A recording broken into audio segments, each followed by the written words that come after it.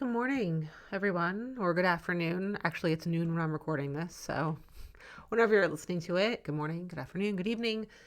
Thank you for listening. Thank you for being here. I appreciate you. I feel like I always say that at the end, but I just want to say it off the top.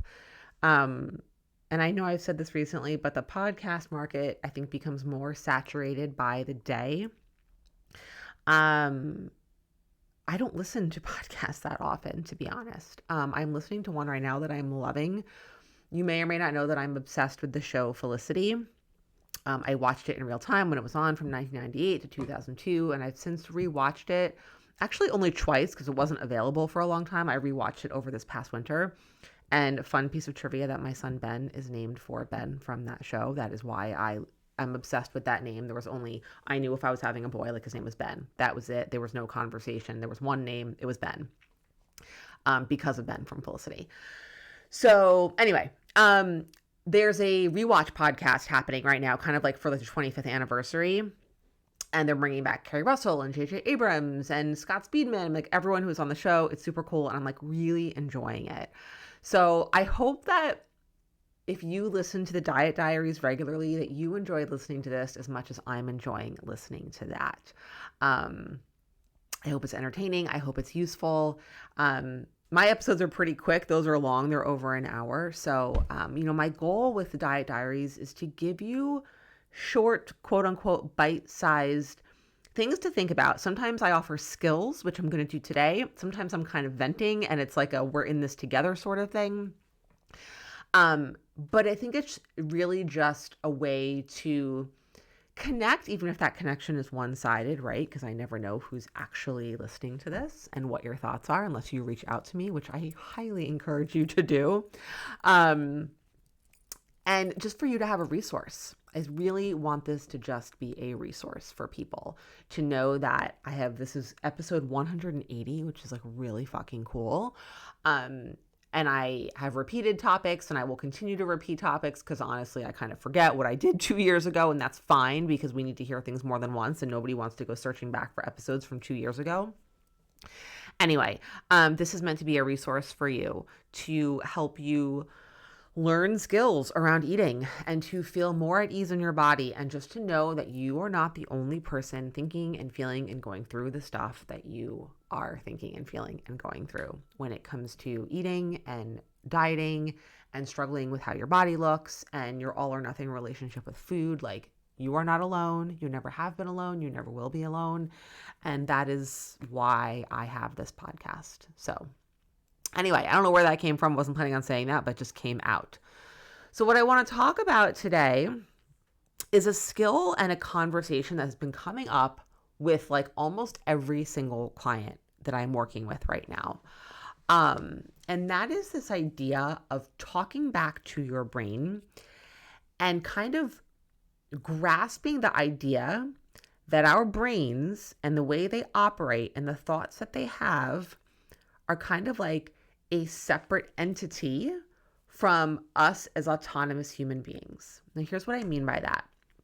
When it comes to how we feel about food and our bodies, the feelings and thoughts, because usually it comes in that order. We're not conscious of that, but really kind of what the science shows is we feel something first and then the thought comes after it. And it's just like split second stuff that happens. Or even faster than that, is that those are like, I am thinking about them as like reflexes, right? When you see a piece of cake, there is a reflexive thought that happens in your brain. That's bad. I can't eat that. I'm out of control around that. If I eat that, I'm going to gain weight. And they happen in so fast, it's like lightning. And those thoughts are literally like a reflex, no different than when you get a physical and the doctor takes that rubber mallet and taps your knee and it straightens and then bends. It's a reflex from your nervous system. It comes from a very primal place. It doesn't actually come from your brain. It comes from, I believe, your brain stem and lower down in your spinal cord, specifically so that that nerve reaction doesn't have to travel as far. It's actually a really cool evolutionary mechanism. And from a brain science, neuroscience standpoint, the thoughts and reactions we have around food do not come from that same kind of primal place. But for all intents and purposes, and for the sake of our conversation, it is a reflex. It's instantaneous. And that means we cannot control it. Such a huge part of this work is understanding that you cannot control the thoughts that your brain puts out, because they are very, very deeply wired. For most of the women all the women I work with, for myself, and for most of you listening, you have been struggling with body image and with food and chronic dieting for most of your life. Whether you are 20, 30, 40, 75, 85, it's been for most of your life. And I don't think we often don't appreciate and understand how hardwired those thoughts and feelings are into our brain. And that means that the thoughts that happen are going to be a result of that hardwiring, that very, very deep conditioning, and we can't control them. But what happens is we don't really recognize that, we don't acknowledge that, and then we start to feel guilty and get ashamed and upset and frustrated, and this is why we tell ourselves we're out of control, and this is why we get frustrated that change takes so long, or that we've been doing something for a week and why is this so hard, or even a month or whatever. And so understanding that your brain is going to do what it's going to do. And that's not like a throw up our hands and say, well, then there's nothing I can do. That's not true at all. It actually is quite the opposite. Acknowledging that, I think, empowers us more, because it gives us a way to actually see what's happening and figure out what to do that's actually productive, which is not trying to change what you're thinking. It is responding to what you think. Let that feeling, let that thought happen. Notice it. Oh, there it is. There's that thought that cake is bad, and if I eat that, I'm going to gain weight. And then respond to it. I'm not going to talk about the responding to it part, because I have in many other episodes, and I will. It's like another set of skills. I'm talking about the very first skill, kind of in like the chain reaction of this, is noticing the thoughts. And instead of spiraling and responding to them in the way that we do, it's like, oh yeah, I see a piece of cake and immediately think, oh my God, I want that so bad. It looks amazing. I can't have that. If I have that, I'm going to eat the whole thing. I'm going to gain weight. And if I have that, then I'm going to want more. I'm never going to be able to stop. And I'm going to be off the wagon. And that's it. Forget it. I'm screwed.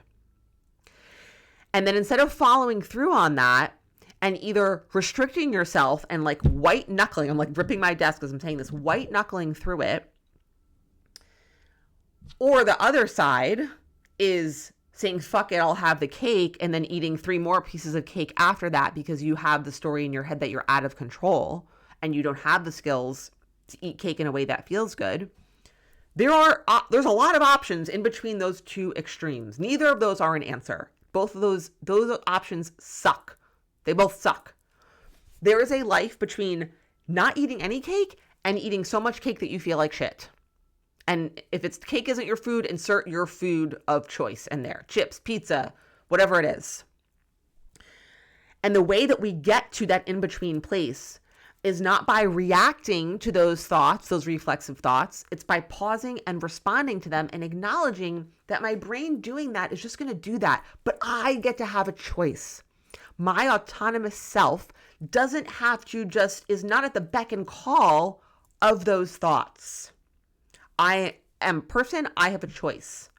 And it's like I'm talking back to my brain. My brain feels and thinks a reflexive thought, and then I get to talk back to my brain. It's almost like this like third person experience where you kind of create a little bit of separation between your brain and you. And I know that's like a little maybe woo-woo and meta and weird and all these things, but like it's legit, it's real. This is like a real technique and a real skill. You are not, a lot of people will say like, you are not your thoughts, you are not your brain. And I think when we can give words to this, which is kind of the goal of this episode, and recognize it, it's so helpful. Because then the thoughts come and you don't feel like trapped by them. You don't feel controlled by them. You can be like, oh, there's my brain doing its thing. I knew that was going to happen. I kind of expected this. That can happen, and I can respond and do XYZ at the same time. 2 things can always be true. My brain can be reflexively pumping out these thoughts about cake, And I can choose to use my skills in that moment. I can take a portion of that cake. I can put it on a plate. I can sit down. I can eat it with a fork. I can put my fork down between bites. All these skills that we can use. I can make sure I've eaten that cake after I've had a filling meal with protein, so I don't have to rely on the cake to feel full. All these skills, right? I just listed off like 5 that you could go work on if you want to. And I lost my train of thought in doing so. But all this to say that you are not your brain. You can talk back to your brain as if it is a separate person, the way you would talk back to. I don't mean talk back to in like an attitude kind of way. I mean have a conversation kind of thing. Not like a fuck you brain, not like a talk back like your teenager does to you. I mean have a conversation. Like, okay, I see you. I hear you doing your thing there. I'm going to do what I want to do anyway because this is I know what's good for me. What your brain is telling you is very often not good for you. Because it's very conditioned and hardwired to all those old thoughts and feelings and beliefs and experiences. And it hasn't caught up with the work that you're doing. It hasn't caught up with the changes that you want to make or are making. It takes a very long time to change that conditioning and that wiring. It takes near constant conscious effort. Whereas those old thoughts and feelings and behaviors come unconsciously. They come on autopilot. We are trying to create a new autopilot. It takes a lot of hard work. I will never sit here and tell you that this is not hard work. It is. But this skill that I'm talking about of recognizing your brain as like a separate entity and learning how to talk back to it is huge. Game changer. And this is about food, this is about body image, this is about exercise and stuff beyond this, right? That's what's so cool about the skills that we work on, that I share with you here, that we work on in coaching. They start off being about food and body image and exercise, but then they are always applicable and relevant to all the other stuff happening in your life, your relationships, your work, all that stuff. So go and practice this. Start noticing what are your reflexive thoughts that happen, that they are just firing out of your brain. You're like, holy shit, I'm like, this is just happening. That's not you. That's not your fault. That's not consciously happening. You are not a bad person. You are not lazy. You are not out of control because those thoughts are happening. That is the hardwiring conditioning of decades of outside influence and behaviors and pressure and expectations and a lack of choices and a lack of information and a lack of skills that we were just never taught. Notice that, see it there, acknowledge it, and then say, I'm going to respond in this way because this is what feels good. I don't have to eat all the cake and I don't have to eat none of the cake, despite what my brain is telling me. That is not the truth. Talking back to your brain, right? That's what this is about. You are not your brain. You are not your thoughts. You get to respond. You have choices. Those choices, those are the skills. Those are really the very skills that we talk about. So I hope this was helpful. Let me know if you try it. Let me know what's going on with you. Always here to chat. Email me, DM me. And that's it. I'll be back next week.